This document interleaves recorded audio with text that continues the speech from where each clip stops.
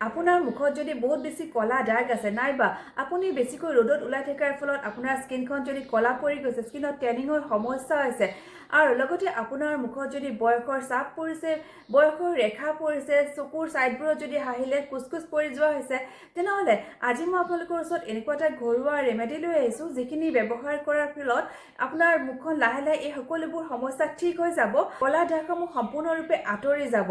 সকলোবোৰ সমস্যা ঠিক কৰি স্কিনখনলৈ এটা ধুনীয়া উজ্জ্বলতা আনি স্কিনখন বগা উজ্জ্বল কৰিবলৈ আজি মই এটা ঘৰুৱা সমাধান দেখাম। এবাৰ ব্যৱহাৰ কৰাৰ পিছতে আপোনাৰ স্কিনখন বহুত উজ্জ্বল দেখা হ'ব। এই ফেচ পেকটো সকলো বয়সৰ লোকে ব্যৱহাৰ কৰিব পাৰিব। যিহেতু এতিয়া বহুত বেছি গৰম পৰিছে, গতিকে এবাৰ আমি বাহিৰত ৰ'দত ওলাই যোৱাৰ পিছত আহি যদি আমি এই ফেচ পেকটো এবাৰ ব্যৱহাৰ কৰোঁ, তেনেহ'লে আমাৰ স্কিনখনলৈ এটা সতেজতা আহিব, স্কিনখনলৈ এটা ফ্ৰেছনেছ আহিব। লগতে আপোনাৰ স্কিনখন যদি বহুত বেছি শুকান ভাৱ আছে, তেনেহ'লে সেই ড্ৰাইনেছটো আঁতৰাই স্কিনখনলৈ এটা উজ্জ্বলতা আনিব, স্কিনখন কোমল কৰিব, নিমজ কৰিব। হেল্ল' ফ্ৰেণ্ডছ, কি খবৰ? আশা কৰিছোঁ আপোনালোক সকলো ভালে আছে। মই ভালে আছোঁ। ভিডিঅ'টো আৰম্ভ কৰাৰ আগতে আপোনালোকলৈ ৰিকুৱেষ্ট কৰিছোঁ, যদি মোৰ ভিডিঅ'টো চাই আপোনালোকে ভাল পায় তেনেহ'লে গীতাঞ্জলি ক্ৰিয়েশ্যন চেনেলটো আপোনালোকে ছাবস্ক্ৰাইব কৰি দিব, লাইক কৰিব আৰু আপোনালোকৰ বন্ধু বান্ধৱীসকলৰ মাজত শ্বেয়াৰ কৰিব। মই এই চেনেলটোত স্কিন কেয়াৰ, হেয়াৰ কেয়াৰ আদিৰ বিষয়ে বিভিন্ন ধৰণৰ বিউটি টিপছ দি থাকোঁ। যদি আপোনালোকে এনেকুৱা ধৰণৰ ভিডিঅ' চাব বিচাৰে তেনেহ'লে এই চেনেলটো আপোনালোকে ছাবস্ক্ৰাইব কৰি দিব। লগতে কাষত থকা বেল আইকনটো ক্লিক কৰি দিব, যাতে মই যেতিয়াই ভিডিঅ' বনাওঁ আপোনালোকে আগতীয়াকৈ চাব পাৰে। আহক তেনেহ'লে দেৰি নকৰি ভিডিঅ'টো আৰম্ভ কৰোঁ। ফেচ পেকটো বনাবৰ কাৰণে প্ৰথমতে মই এটা তিয়হ ভাল কৰি ধুই লৈছোঁ আৰু এতিয়া এই তিয়হটোৰ পৰা মই অলপমান কাটি লৈছোঁ। গোটেই তিয়হটো নালাগে, প্ৰায় আধাতকৈও কম অংশ মই ইয়াতে ব্যৱহাৰ কৰিম। তিয়হৰ ছাইডৰখিনি কাটি পেলাই দিম আৰু ইয়াৰ বাকলিখিনি ভালদৰে গুচাই ল'ম। তিয়হে আমাৰ স্কিনলৈ উজ্জ্বলতা বঢ়াব, স্কিনখন পৰিষ্কাৰ কৰিব, লগতে স্কিনখন ফ্ৰেছ কৰি ৰাখিব। তিয়হত এণ্টি এজিং প্ৰপাৰ্টিজ থাকে। স্কিনত হোৱা বলি ৰেখা বা বয়সৰ চাপ দূৰ কৰাত তিয়হৰ ৰসে সহায় কৰিব।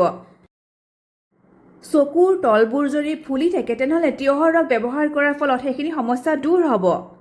তিয়হখিনি মই ভাল কৰি গুড়ি কৰি ল'লোঁ আৰু এতিয়া ইয়াৰ পৰা মই ৰসখিনি উলিয়াই ল'ম। চেকনি নাইবা এখন পাতল কাপোৰৰ সহায়েৰে ৰসখিনি ভাল কৰি চেপি উলিয়াই ল'ব। তিয়হৰ ৰসখিনিৰ লগত মই অলপমান বিলাহীৰ ৰস মিলাই ল'ম। প্ৰায় এচামুচমান জোখৰ বিলাহীৰ ৰস মই ইয়াতে মিলাই ল'ম।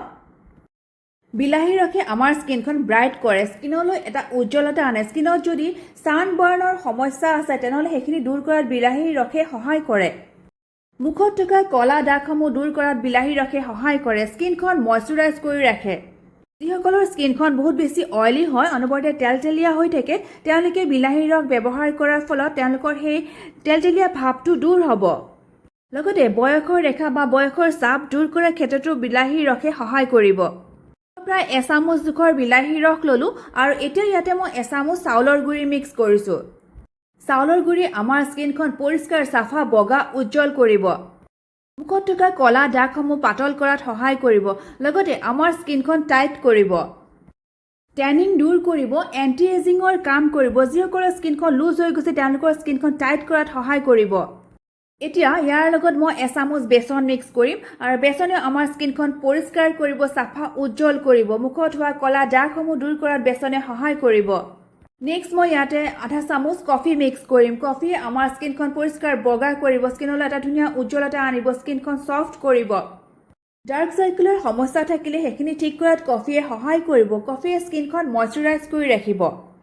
ফেচ পেকটো অলপমান পনীয়া হোৱাৰ নিচিনা লাগিছে, গতিকে ইয়াতে মই আৰু এচামুচ বেচন মিলাই ল'লোঁ যাতে ফেচ পেকটো লগাবলৈ সুবিধা হয়।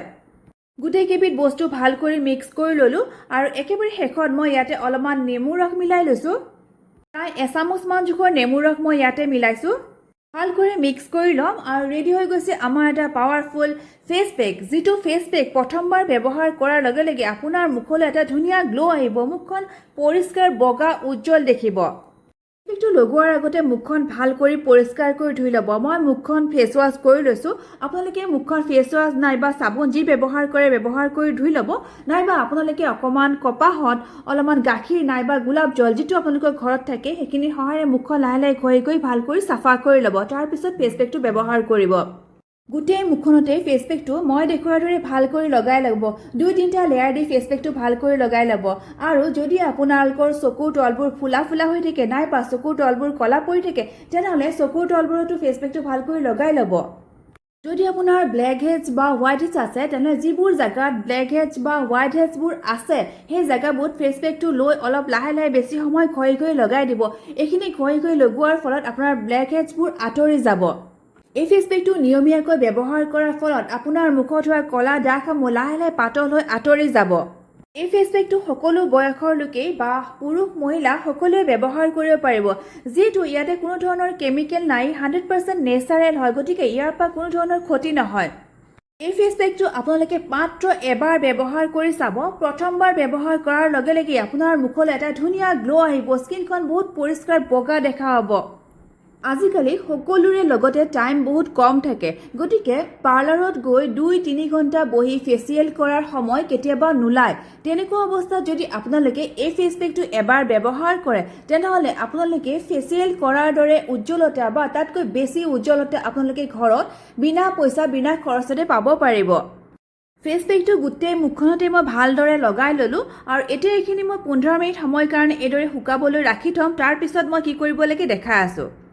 ফেচ পেকটো লগোৱা মোৰ 15 মিনিট সময় হৈ গৈছে আৰু এতিয়া যিখিনি বিলাহীৰ পৰা মই ৰসখিনি উলিয়াই লৈছিলোঁ তাৰ বাকী থকা অংশখিনি লৈ লৈছোঁ আৰু এই বিলাহীৰ পিচটোৰ সহায়েৰে গোটেই মুখখনতে মই এইদৰে লাহে লাহে ঘঁহি ঘঁহি মুখখন চাফা কৰিম।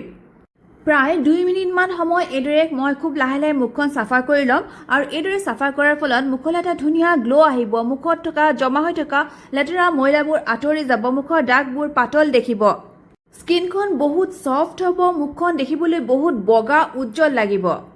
যিবোৰ জাগাত ব্লেক হেডছ বা হোৱাইট হেডছবোৰ আছে সেইবোৰ জাগাত অলপ বেছি বেছিকৈ ঘঁহি ল'ব। স্কিনখন বহুত ধুনীয়া গ্লো কৰিব, আপুনি দেখি নিজেই সুখী হৈ যাব। সপ্তাহত 2 দিন আপোনালোকে এই ফেচ পেকটো ব্যৱহাৰ কৰিব পাৰিব আৰু এইখিনি এবাৰ ব্যৱহাৰ কৰাৰ লগে লগে আপোনালোকে ৰিজাল্ট ধৰিব পাৰিব।